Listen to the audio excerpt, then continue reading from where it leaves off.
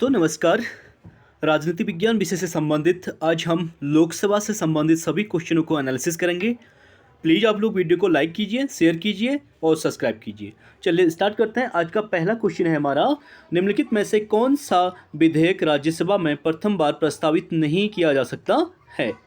तो इसका right answer हो जाएगा मनी बिल, यानी धन विधेयक के संबंध में जो है बिल लोकसभा में पास किया जाता है, न कि राज्यसभा में, यानी डी इसका राइट आंसर हो जाएगा। आप देख सकते हैं भारतीय संविधान के आर्टिकल 110 यानी अनुच्छेद 110 में धन विधेयक का उल्लेख है और राष्ट्रपति की पूर्व अनुमति से धन विधेयक प्रथम बार लोकसभा में पेश किया जाता है। धन विधेयक के संबंध में लोकसभा अध्यक्ष का जो है निर्णय अंतिम निर्णय होता है, यानी कोई बिल मनी बिल है या नहीं, इसका निर्णय लोकसभा स्पीकर यानी लोकसभा अध्यक्ष करता है और लोकसभा अध्यक्ष ही धन विधेयक को प्रमाणित भी करता है।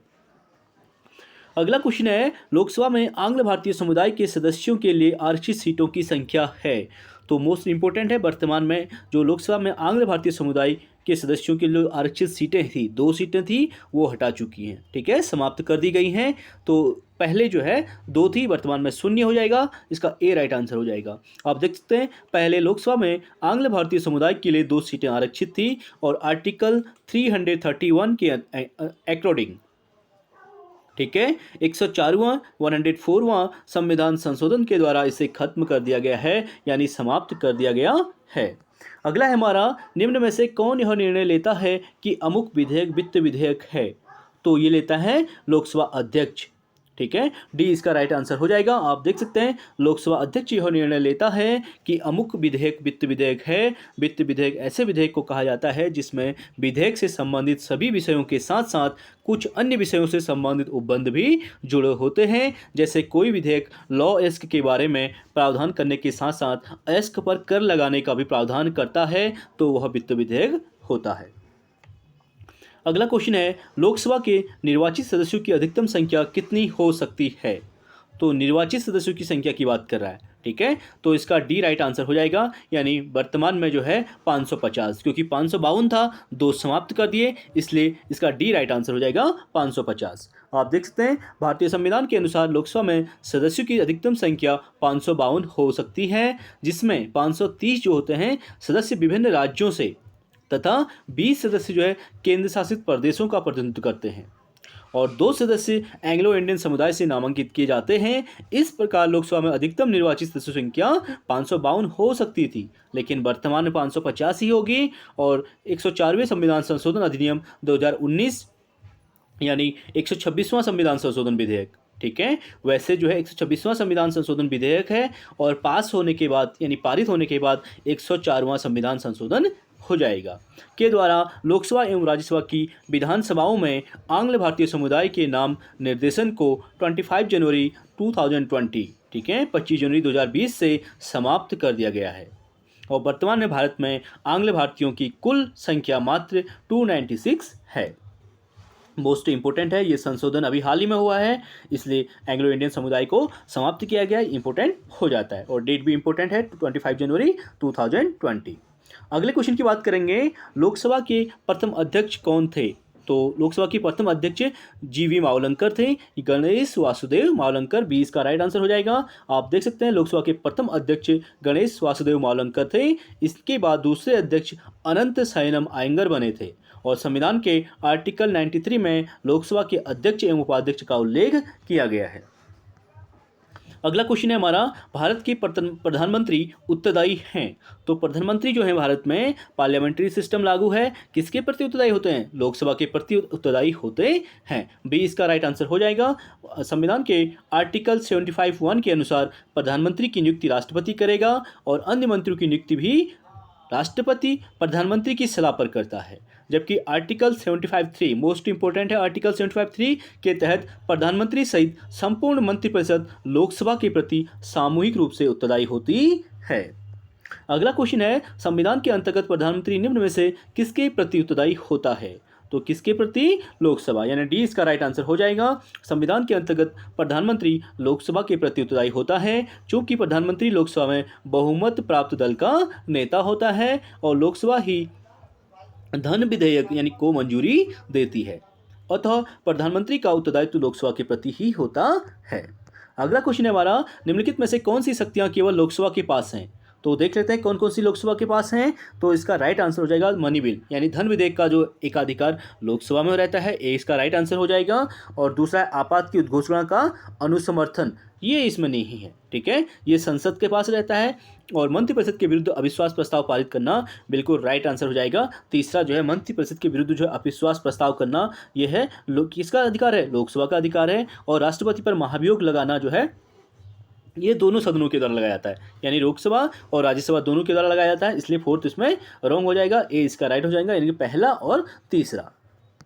आप देख सकते हैं लोकसभा को निम्न सदन भी कहा जाता है। और लोकसभा में धन विधेयक का पुनः स्थापन होता है। लोकसभा मंत्रिपरिषद के विरुद्ध अविश्वास प्रस्ताव भी ला सकती है। आपातकाल की उद्घोषणा का अनुसमर्थन तथा राष्ट्रपति पर महाभियोग लगाने की जो शक्ति लोकसभा और राज्यसभा दोनों के पास होती है।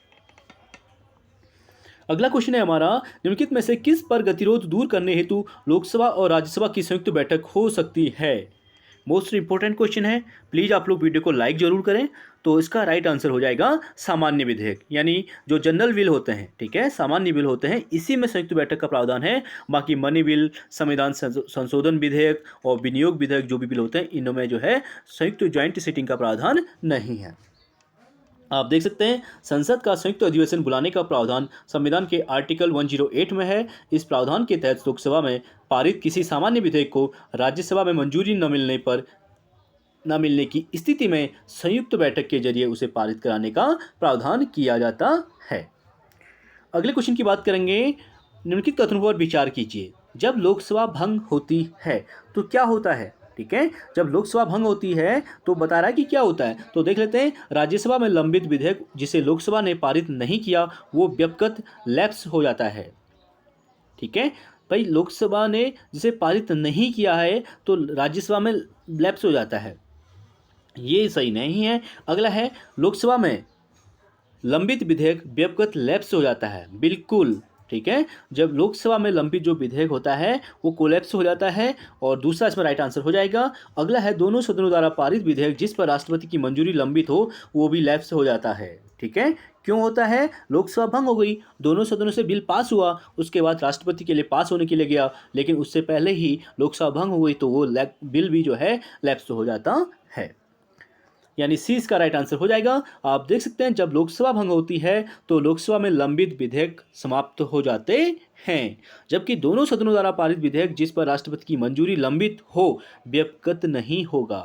ठीक है, वो नहीं होगा। अगला है, धन विधेयक भारत के संविधान के किस अनुच्छेद में परिभाषित किया गया है? मोस्ट इंपोर्टेंट, मनी बिल को जो परिभाषित किया गया है आर्टिकल 110 में किया गया है, यानी अनुच्छेद 110 में।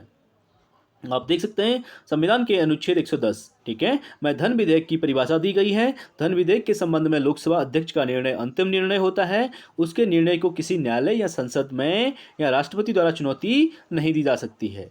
जब धन विधेयक राज्यसभा एवं राष्ट्रपति के पास स्वीकृति हेतु भेजा जाता है तो लोकसभा अध्यक्ष इसे धन विधेयक के रूप में प्रस्तांकन करता है।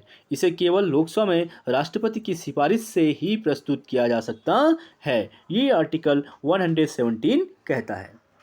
अगला क्वेश्चन हमारा, भारतीय संसद के दोनों सदनों की संयुक्त बैठक की अध्यक्षता करते हैं। Most important question, joint sitting की अध्यक्षता की बात कर रहा है, तो अध्यक्षता जो है स्पीकर यानी लोकसभा अध्यक्ष के द्वारा ही की जाती है। ठीक है, और बुलाने का काम उनको राष्ट्रपति के द्वारा किया जाता है, ए इसका राइट आंसर हो जाएगा। आप देख सकते हैं भारतीय संविधान के आर्टिकल 108 के अनुसार लोकसभा अध्यक्ष भारतीय संसद के दोनों सदनों की संयुक्त बैठक की अध्यक्षता करता है। उसके अनुपस्थित रहने की दशा में लोकसभा उपाध्यक्ष तथा संयुक्त बैठक की अध्यक्षता करता है, और उसके अनुपस्थित रहने की दशा में लोकसभा उपाध्यक्ष तथा संयुक्त बैठक की अध्यक्षता की जाती है। जबकि संसद दोनों सदनों की संयुक्त बैठक भारत के राष्ट्रपति द्वारा आहूत की जाती है, यानी बुलाई जाती है। अगला है, मैं आपको बतलाना चाहता हूं कि शून्यकाल जैसा कुछ भी नहीं होता, निम्नलिखित में से किस लोकसभा अध्यक्ष का यह कथन है? ठीक है, ये सुमित्रा महाजन के द्वारा कहा गया था, यानी डी इसका राइट आंसर हो जाएगा। आप देख सकते हैं लोकसभा अध्यक्ष सुमित्रा महाजन ने कहा था कि मैं आपको बतलाना चाहती हूं कि शून्यकाल जैसा कुछ भी नहीं होता है। भारतीय संसद के दोनों सदनों में प्रश्नकाल के बाद जो है बाद का समय शून्यकाल होता है। इसका समय जो है 12 से 1 बजे के बीच डिसाइड किया गया है, जिसमें पूर्व नियोजित कोई भी सूचना नहीं होती है और क्वेश्चन पूछे जाते हैं। अगला है हमारा, मंत्रिपरिषद किसके प्रति सामूहिक रूप से उत्तरदायी होगी? तो मंत्रिपरिषद जो है सामूहिक रूप से लोकसभा के प्रति उत्तरदायी होती है। डी इसका राइट आंसर हो जाएगा। आप देख सकते हैं मोस्ट इंपोर्टेंट आर्टिकल है 75(3) में कहा गया है कि मंत्रिपरिषद जो है लोकसभा के प्रति सामूहिक रूप से उत्तरदायी होगी। अगला क्वेश्चन है, लोकसभा में केंद्र शासित क्षेत्रों का सर्वाधिक प्रतिनिधित्व कितना होता है? तो लोकसभा में जो केंद्र शासित क्षेत्र हैं उनका सर्वाधिक प्रतिनिधित्व किसका होता है, कितना होता है पूछा गया है। ठीक है, तो इसका 20 राइट आंसर हो जाएगा, क्योंकि 530 जो है स्टेटों से आते हैं और 20 जो है यूटी से आते हैं, केंद्र शासित प्रदेशों से आते हैं। लोकसभा में केंद्र शासित क्षेत्रों का सर्वाधिक प्रतिनिधित्व 20 से अधिक हो सकता है। वर्तमान में लोकसभा की अधिकतम सदस्य संख्या जो है 552 हो सकती है, और अभी वर्तमान की बात करें तो 550 हो सकती है, क्योंकि 2 को जो है हटा दिया गया है, जिसमें 530 से अनधिक सदस्य राज्यों से और 20 सदस्य केंद्र शासित प्रदेशों से। और वर्तमान में लोकसभा सदस्य संख्या 545 है और वर्तमान की बात करें तो 545 है। और इन सदस्यों में से 530 सदस्यों राज्यों से और 13 सदस्य जो है संघीय क्षेत्र से आते हैं। अगला क्वेश्चन है हमारा, भारत के संविधान में निर्धारित किए गए उपबंधों के अनुसार लोकसभा में सदस्यों की संख्या अधिकतम हो सकती है। तो अधिकतम वर्तमान परिप्रेक्ष्य में बात करेंगे तो 550 राइट आंसर होगा, ना कि 552, यानी इसका ठीक है सी दिया गया है, तो ठीक है। तो वर्तमान की बात करेंगे तो 550 इसमें राइट आंसर हो जाएगा। अगला है, लोकसभा के लिए निर्वाचन के बारे में निम्नलिखित में से कौन सा कथन सही नहीं है? तो देख लेते हैं कौन सा सही नहीं है पूछा गया है। तो निर्वाचन वयस्क मताधिकार के आधार पर होता है, ये इसमें रॉन्ग हो जाएगा। ठीक है, और सॉरी सही नहीं है कह रहा है। ठीक है, तो सही नहीं है कह रहा है तो बिल्कुल राइट हो जाएगा। निर्वाचन जो है वयस्क मताधिकार के आधार पर होता है। ठीक है, निर्वाचन का संचालन निर्वाचन आयोग करता है, बिल्कुल राइट हो जाएगा। निर्वाचन के लिए मतदाताओं की सूची को राष्ट्रपति के निर्देशन और नियंत्रण में तैयार किया जाता है, ये रॉन्ग है भाई। ठीक है, निर्वाचन के लिए मतदाताओं की सूची को राष्ट्रपति के निर्देशन और नियंत्रण में तैयार नहीं किया जाता है, क्योंकि राष्ट्रपति का काम अगर ये रहा तो फिर और काम कैसे पॉसिबल हो सकते हैं। और डी वाला है, निर्वाचन आयोग के अनुरोध पर राष्ट्रपति निर्वाचन आयोग को उसके कार्यों के निर्वहन के लिए आवश्यक कर्मचारी बंद उपलब्ध कराते हैं, यानी राष्ट्रपति जो है उपलब्ध भी नहीं कराते हैं, राष्ट्रपति आदेश देते हैं, उपलब्ध कमेटी के माध्यम से होता है, इसलिए डी भी इसमें राइट हो जाएगा, सी वाला इसमें रॉन्ग हो जाएगा। क्योंकि निर्वाचन के लिए मतदाता सूची को निर्वाचन आयोग के निर्देशन और नियंत्रण में तैयार किया जाता है। लोकसभा तथा राज्यों की विधानसभाओं के लिए निर्वाचक वयस्क मताधिकार होता है, जिसका संचालन निर्वाचन आयोग करता है। इस प्रकार के मतदाताओं के बारे में दिशा निर्देश जारी करने का अधिकार जो है सिर्फ निर्वाचन आयोग को होता है। अगले क्वेश्चन की बात करेंगे, लोकसभा के बारे में क्या सही नहीं है। ठीक है, तो देख लेते हैं। प्रतिनिधित्व जनसंख्या पर आधारित है, बिल्कुल राइट स्टेटमेंट है। राष्ट्रपति द्वारा आंग्ल भारतीय समुदाय के 2 प्रतिनिधि मनोनीत किए जा सकते हैं, बिल्कुल राइट हो जाएगा स्टेटमेंट। वर्तमान परिप्रेक्ष्य में बात करेंगे तो ये रॉन्ग हो जाएगा। और चुनाव के उद्देश्य से राज्यों के क्षेत्रीय निर्वाचन क्षेत्र में बांटा जाता है, बिल्कुल राइट है। और 33% सीटें महिलाओं के लिए आरक्षित हैं। ठीक है, 33% सीटें महिलाओं के लिए आरक्षित नहीं है भाई। ठीक है, डी इसमें रॉन्ग हो जाएगा। आप देख सकते हैं लोकसभा में महिलाओं के लिए सीट आरक्षित नहीं है। ठीक है, वो 33% जो है पंचायती राज के अंतर्गत हैं। लोकसभा की अधिकतम संख्या 552 निर्धारित की गई है, वर्तमान में 550 हो जाएगी। और 104वें संशोधन द्वारा आंग्ल भारतीय समुदाय के प्रतिनिधि को मनोनयन को समाप्त कर दिया गया है। अगला है, धन विधेयक कहाँ पुनर्स्थापित किया जाता है। तो धन विधेयक को कहाँ पुनर्स्थापित किया जा सकता है, लोकसभा में, यानी ए इसका राइट आंसर हो जाएगा। आप देख सकते हैं मनी बिल केवल लोकसभा में ही राष्ट्रपति की स्वीकृति से पेश किया जाता है, और लोकसभा में पारित होने के पश्चात ही राज्यसभा में जाता है। और राज्यसभा को 14 दिन का टाइम होता है कि इसे पास करना है या नहीं करना है। और राज्यसभा उसको पास करती है तो ठीक है, नहीं करती है तब भी इसे स्वीकृति मिल जाती है, क्योंकि ये इसमें लोकसभा का एकाधिकार होता है। अगला क्वेश्चन है, वित्त विधेयक को प्रस्तुत करने के विषय में निम्नलिखित में से कौन सा कथन सही है। तो वित्त विधेयक की बात कर रहा है तो 20 क्वेश्चन को देख लेते हैं। तो इसका डी राइट आंसर हो जाएगा, यह लोकसभा में प्रस्तुत किया जाता है। मनी बिल की तरह जो फाइनेंस बिल होता है इसको भी लोकसभा में ही प्रस्तुत किया जा सकता है। अगला है हमारा, लोकसभा की बैठक समाप्त की जा सकती है तो किसके द्वारा? स्थगन के द्वारा, विघटन के द्वारा, सत्रावसान के द्वारा, यानी इन सभी के माध्यमों से लोकसभा की बैठक को समाप्त किया जा सकता है। आप देख सकते हैं लोकसभा की बैठक स्थगन द्वारा, सत्रावसान द्वारा, विघटन या समाप्त किया जा सकता है। और किसी सत्र में प्रतिदिन बहुत सी बैठकें होती हैं, इसे स्थगन या कुछ घंटे, कुछ दिन या सप्ताह के लिए भी स्थगित किया जा सकता है। और राष्ट्रपति विघटन या सत्रावसान की शक्ति का प्रयोग जो है मंत्रिपरिषद की सलाह के अनुसार करता है।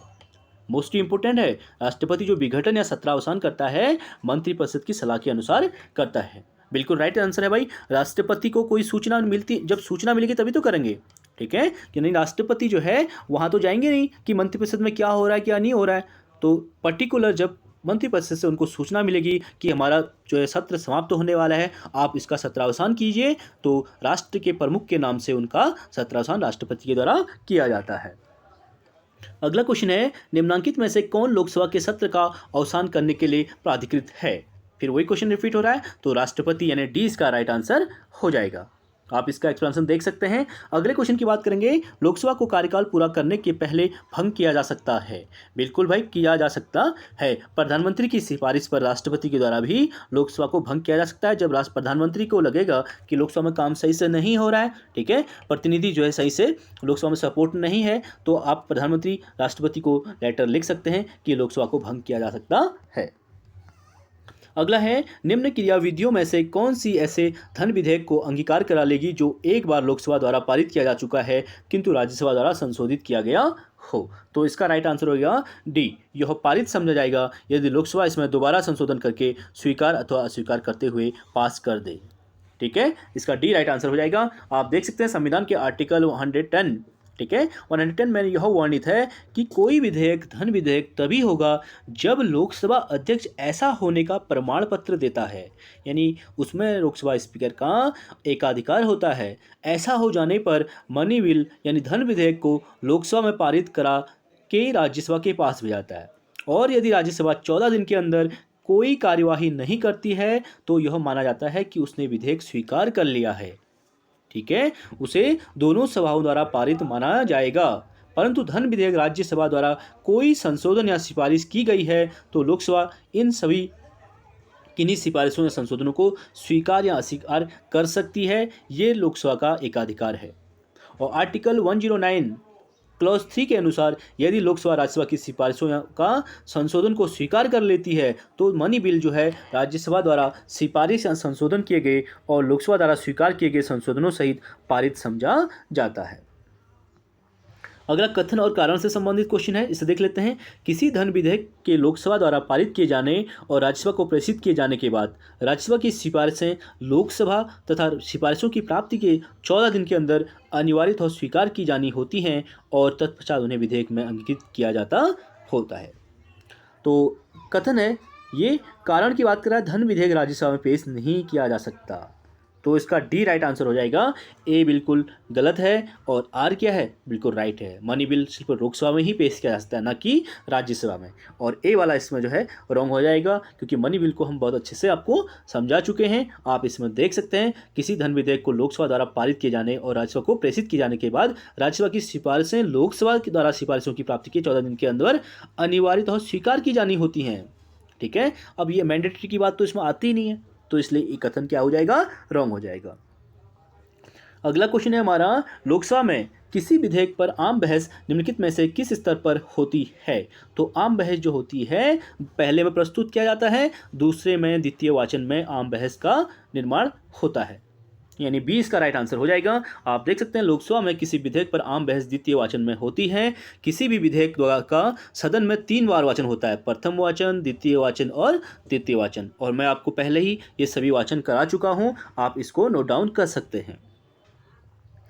अगले क्वेश्चन की बात करेंगे, संविधान के अनुसार लोकसभा के अधिवेशन कम से कम, ठीक है, कम से कम वर्ष में कितनी बार होना चाहिए? 2 बार होना चाहिए, और 2 बार में भी जो उन दोनों के बीच डिफरेंस 6 माह से अधिक का अंतराल नहीं होना चाहिए, यानी डी इसका राइट आंसर हो जाएगा। वर्ष में 2 बार होना चाहिए और 2 अधिवेशनों के मध्य 6 माह से अधिक का अंतराल नहीं होना चाहिए।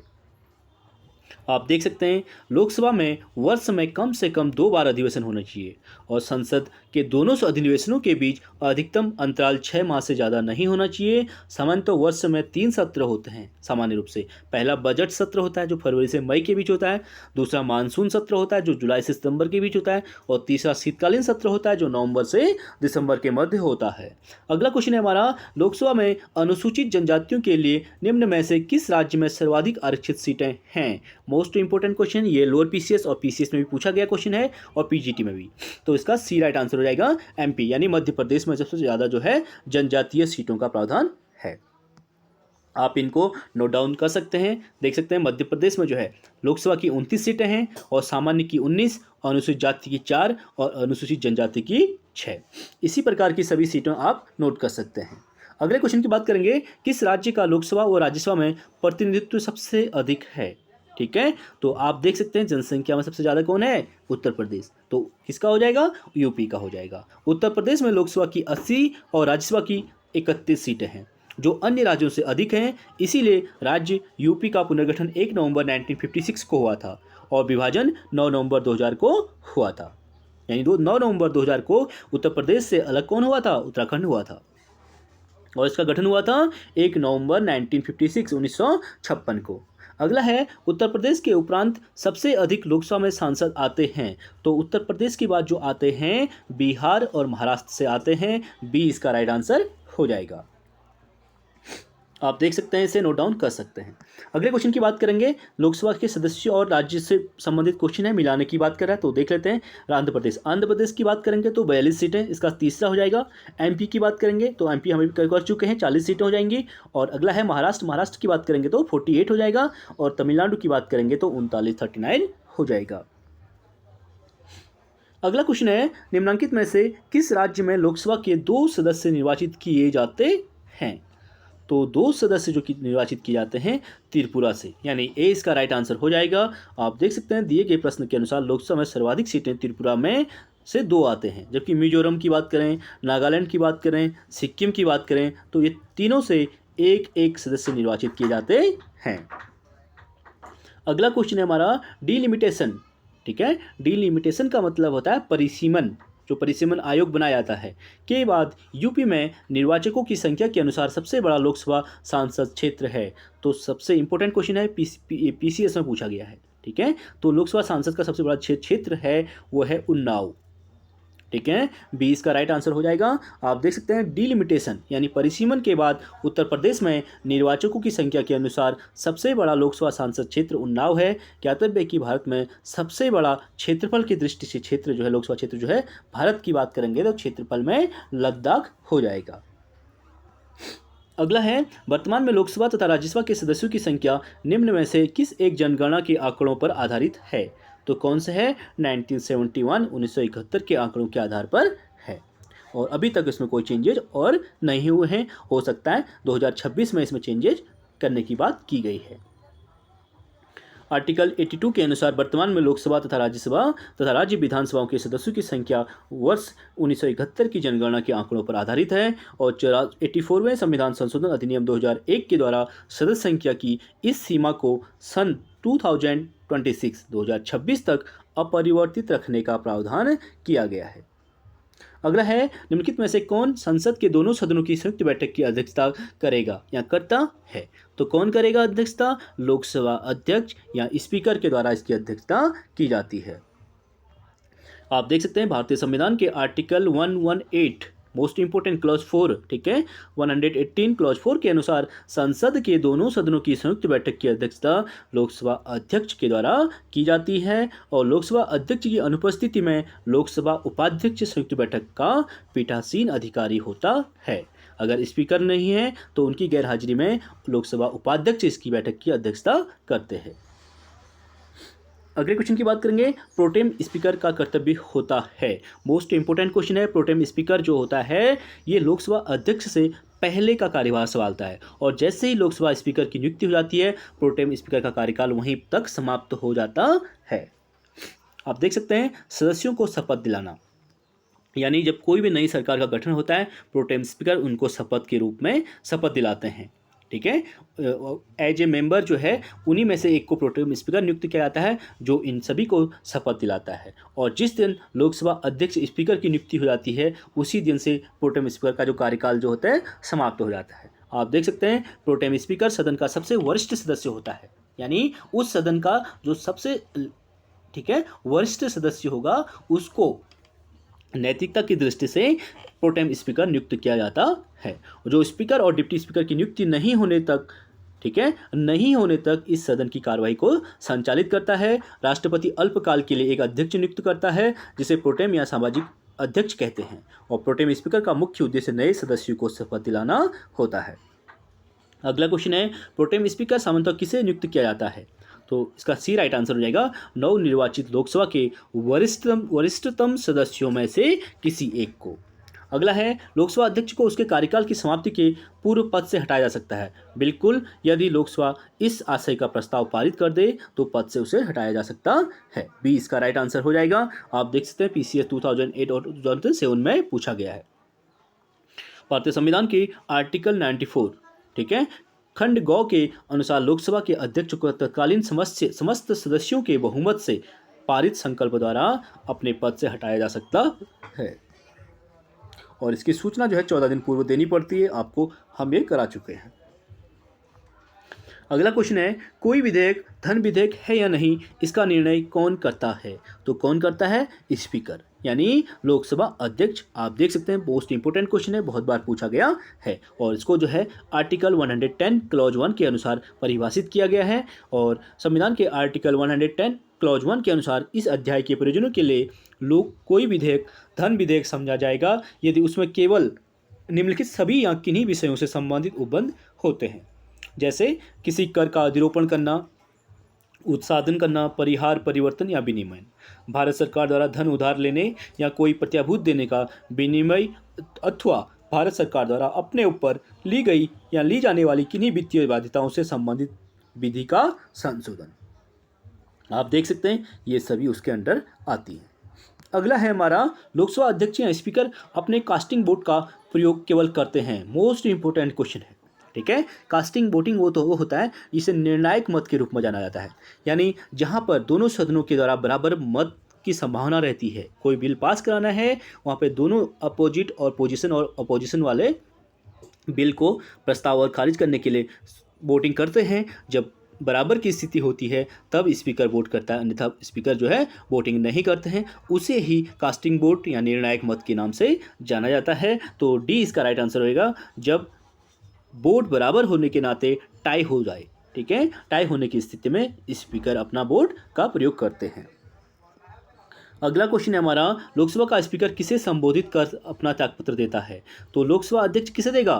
भाई लोकसभा अध्यक्ष उपाध्यक्ष को देता है और उपाध्यक्ष अध्यक्ष को देता है, यानी सी इसका राइट आंसर हो जाएगा, लोकसभा के डिप्टी स्पीकर को, ठीक है। स्पीकर डिप्टी स्पीकर को, डिप्टी स्पीकर स्पीकर को। आप देख सकते हैं लोकसभा का अध्यक्ष उपाध्यक्ष को अपना लिखित त्यागपत्र सौंप सकता है। संविधान के आर्टिकल 93 के अनुसार लोकसभा स्वयं ही अपने सदस्यों में से एक अध्यक्ष और एक उपाध्यक्ष का निर्वाचन करती है और अध्यक्ष उपाध्यक्ष को और उपाध्यक्ष अध्यक्ष को त्यागपत्र देता है। और लोकसभा का अध्यक्ष के रूप में शपथ नहीं लेता, अपितु सामान्य सदस्य के रूप में शपथ लेता है। बिल्कुल राइट स्टेटमेंट है, आप इसे नोट डाउन कर सकते हैं। लोकसभा का जो अध्यक्ष होता है वो अध्यक्ष के रूप में शपथ नहीं लेता, वो एज ए लोकसभा मेंबर के रूप में ही पहले ही शपथ ले लेता है जब उसे प्रोटेम स्पीकर शपथ दिलाते हैं। अगला क्वेश्चन है हमारा, लोकसभा अध्यक्ष के पद के संदर्भ में निम्नलिखित कथनों में से कौन सा सत्य है? ठीक है, तो देख लेते हैं। यदि वह पद त्याग करना चाहता है तो उसका त्यागपत्र उपाध्यक्ष को संबोधित होगा। बिल्कुल राइट स्टेटमेंट हो जाएगा। वह अपने पद पर राष्ट्रपति के प्रसाद पर्यंत रहता है, ये रॉन्ग हो जाएगा भाई। राष्ट्रपति का उससे कोई लेना देना नहीं है, वह पद मुक्त हो जाता है यदि सदन का विघटन उसकी सामान्य अवधि के पूर्व हो जाता है, ये भी रॉन्ग हो जाएगा। वह अपने चुनाव के समय सदन का सदस्य हो ऐसा आवश्यक नहीं, किंतु अपने चुनाव की तिथि से 6 माह के अंतर्गत उसे सदन का सदस्य बनना जाना होगा। डी वाला भी इसमें रॉन्ग हो जाएगा। अगला क्वेश्चन की बात करेंगे, लोकसभा के अध्यक्ष के कर्तव्यों के संबंध में कौन सा एक गलत सूचीबद्ध है? तो गलत कौन सा है देख लेते हैं। अध्यक्ष संसदीय दलों की मान्यता संबंधी दिशा निर्देश तय करता है, ठीक है, ये इसमें रॉन्ग हो जाएगा भाई। अध्यक्ष जो है संसदीय दलों की मान्यता संबंधी दिशा निर्देश तय नहीं करता है, ठीक है, इसका ये काम करना है संसद का, इसीलिए ए इसमें रॉन्ग हो जाएगा। बाकी तीनों यह वित्तीय मामलों का निर्धारण करता है, बिल्कुल राइट हो जाएगा। वह निषेधाधिकार हनन से जुड़े मामलों का निर्धारण करता है और दल बदल के आधार पर एक सदस्य की अयोग्यता से संबंधित कोई विशेष या विशिष्ट अधिकार नहीं है। लोकसभा अध्यक्ष संसदीय दलों की मान्यता संबंधित दिशा निर्देश तय नहीं करता है, बल्कि निर्वाचन आयोग करता है। ठीक है, ये काम कौन करता है? निर्वाचन आयोग करता है। वो लोकसभा का प्रमुख होता है। उसका मुख्य उत्तरदायित्व जो है सदन का कार्य शांत एवं व्यवस्थित ढंग से चलाना होता है और सदन के भीतर और सदन के से संबंध रखने वाले मामलों में अंतिम प्राधिकारी उसी का है। अध्यक्ष राजनीतिक रूप से तटस्थ होता है। वह किसी दल का पद धारण नहीं करता, किसी दल की बैठकों में या क्रियाकलापों में भाग नहीं लेता और राजनीतिक विवादों से दल के अभियानों को से दूर रहता है।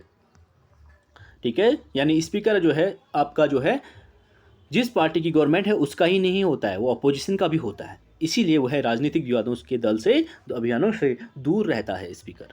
और लोकसभा के महासचिव की नियुक्ति की जाती है, मोस्ट इंपॉर्टेंट है। तो लोकसभा के महासचिव की नियुक्ति स्पीकर के द्वारा यानी लोकसभा अध्यक्ष के द्वारा की जाती है। बी इसका राइट आंसर हो जाएगा। आप देख सकते हैं लोकसभा के महासचिव की नियुक्ति स्पीकर द्वारा की जाती है। लोकसभा का महासचिव लोकसभा अध्यक्ष के प्रति उत्तरदायी होता है। एक बार नियुक्त हो जाने पर महासचिव निर्धारित सेवानिवृत्ति की आयु प्राप्त होने तक अपने पद पर बना रहता है। अगला क्वेश्चन है हमारा, निम्नलिखित में से कौन प्रथम जनजातीय लोकसभा अध्यक्ष है? तो जनजातीय की बात कर रहा है, तो जो पहले जनजातीय लोकसभा स्पीकर थे वो पी.ए. संगमा थे। ठीक है, पी.ए. संगमा, डी इसका राइट आंसर हो जाएगा। पी.ए. संगमा ने राष्ट्रपति का चुनाव भी लड़ा था लेकिन ये हार गई थी। ठीक है, आप देख सकते हैं पी.ए. संगमा प्रथम जनजातीय लोकसभा अध्यक्ष थे जिनका कार्यकाल 23 मई 1996 से 23 मार्च 1998 तक था। और पी.ए. संगमा जो है 11वीं लोकसभा के अध्यक्ष थे और जी.बी. मावलंकर प्रथम लोकसभा अध्यक्ष माने जाते हैं। अगला क्वेश्चन है, प्रथम स्पीकर जिसके खिलाफ लोकसभा में अविश्वास प्रस्ताव लाया गया। मोस्ट इंपोर्टेंट बुक है, ठीक है, सॉरी क्वेश्चन है। ठीक है, तो इसका राइट आंसर हो जाएगा जी.बी. मावलंकर ही थे जिनके खिलाफ जो है लोकसभा में अविश्वास प्रस्ताव लाया गया था, यानी बी इसका राइट आंसर हो जाएगा।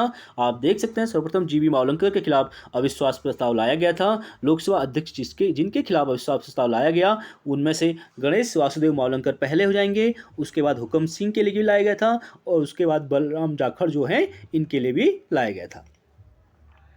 अगला क्वेश्चन है हमारा, लोकसभा की प्रथम महिला अध्यक्ष कौन है?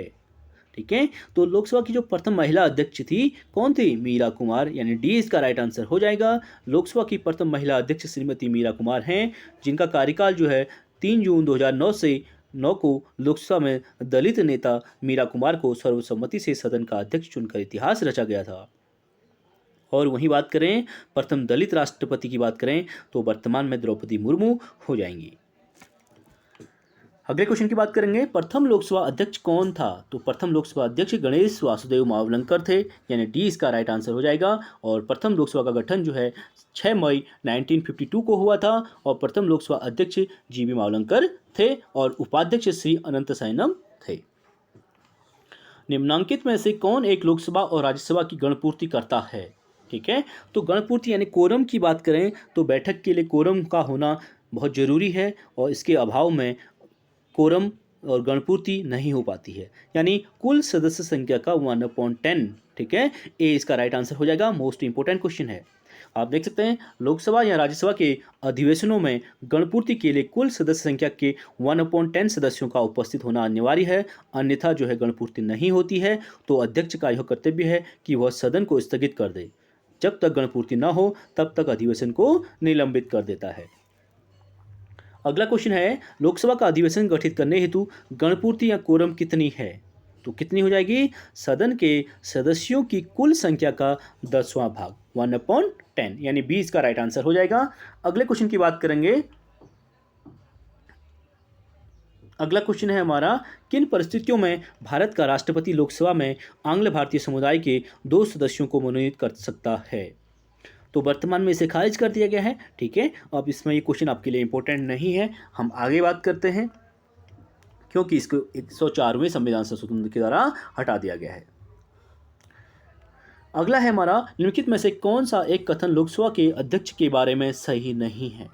ठीक है, तो देख लेते हैं। उसके पास अनिश्चित काल तक सदन को स्थगित करने की शक्ति है, बिल्कुल राइट स्टेटमेंट है। उसके पास सत्रावसान प्रोरोगेशन के बाद भी सदन को बुलाने की शक्ति है, ये इसमें रॉन्ग हो जाएगा, क्योंकि हम पहले ही आपको बता चुके हैं सत्रावसान, जहाँ पर प्रोरोगेशन शब्द आ गया वहाँ पे स्पीकर का कोई काम नहीं है, वहाँ पे राष्ट्रपति का काम है। ठीक है, सत्रावसान कौन करता है? राष्ट्रपति करते हैं, यानी 20 का राइट आंसर हो जाएगा। और सी वाला है सदन के भंग होने के बाद भी और सदन की पहली बैठक के पहले तक वह पद पर बना रहता है, बिल्कुल राइट हो जाएगा। और लोकसभा की सदस्यता समाप्त होने पर उसे पद से हट जाना होता है, ये भी राइट आंसर हो जाएगा। आप देख सकते हैं सत्रावसान का अर्थ ठीक है, यह राष्ट्रपति का अधिकार है। सत्रावसान का अर्थ होता है संसद के किसी विशेष सत्र को समाप्त करना, अर्थात सत्रावसान समय समय पर राष्ट्रपति करता है। जब मंत्रिपरिषद से सूचना देती है तो राष्ट्रपति उसका सत्रावसान करते हैं, यानी सत्र को समाप्त करते हैं। सत्रावसान का मतलब है सत्र को समाप्त करना। अगला क्वेश्चन है, निम्नलिखित में से कौन एक लोकसभा के कार्यों में से गलत है? ठीक है, तो गलत देख लेते हैं। बिना राज्यसभा की सहमति के लोकसभा नए सदस्यों का गठन नहीं कर सकती, बिल्कुल राइट हो जाएगा। किसी स्थान को रिक्त घोषित करना, बिल्कुल राइट है। प्रक्रिया से संबंधित किसी नियम को स्थगित करने की शक्ति, बिल्कुल राइट है। सॉलिसिटर जनरल की नियुक्ति जिसमें रॉन्ग हो जाएगा, क्योंकि लोकसभा के कार्यों में कौन सा गलत हो जाएगा? सॉलिसिटर जनरल, बिल्कुल रॉन्ग हो जाएगा। आप देख सकते हैं संविधान के आर्टिकल 76, ठीक है, आर्टिकल 76 क्लॉज 1 के अनुसार महान्यायवादी अटॉर्नी जनरल की नियुक्ति राष्ट्रपति करता है और महान्यायवादी की सहायता के लिए एक सॉलिसिटर जनरल होता है। ठीक है, जो महान्यायवादी होता है उसकी सहायता के लिए होता है सॉलिसिटर जनरल, और अतिरिक्त सॉलिसिटर जनरल नियुक्त किए जाते हैं। और सॉलिसिटर जनरल भी भारत सरकार के विधि अधिकारी यानी कानूनी अधिकारी होते हैं, जो महान्यायवादी को हेल्प करते हैं। अगला क्वेश्चन है, लोकसभा का स्पीकर अपना पद छोड़ देता है, कब छोड़ता है? नवीन निर्वाचित लोकसभा की प्रथम बैठक से ठीक पहले, यानी गवर्नमेंट समाप्त होने के बाद, ठीक है, लोकसभा भंग होने के बाद भी स्पीकर अपना पद छोड़ता नहीं है जब तक नई लोकसभा का गठन नहीं हो जाता है। मोस्ट इंपोर्टेंट क्वेश्चन है, आप इसे नोट डाउन कर सकते हैं, आप इसे रीड कर सकते हैं, इसका एक्सप्लेनेशन देख सकते हैं। अगले क्वेश्चन की बात करेंगे, लोकसभा का विघटन कौन करता है? तो लोकसभा का विघटन कौन करेगा? राष्ट्रपति करेंगे, सी इसका राइट आंसर हो जाएगा। संविधान के आर्टिकल 85 के तहत राष्ट्रपति समय समय पर लोकसभा का क्या करते हैं? विघटन करते हैं। अगला है, स्पीकर किससे शपथ ग्रहण करता है? ये भी इंपॉर्टेंट है। तो स्पीकर को शपथ कौन दिलाता है? ठीक है, किससे ग्रहण करता है? राष्ट्रपति से। तात्पर्य कि लोकसभा अध्यक्ष लोकसभा में सदस्य के रूप में राष्ट्रपति के समक्ष शपथ ग्रहण करता है।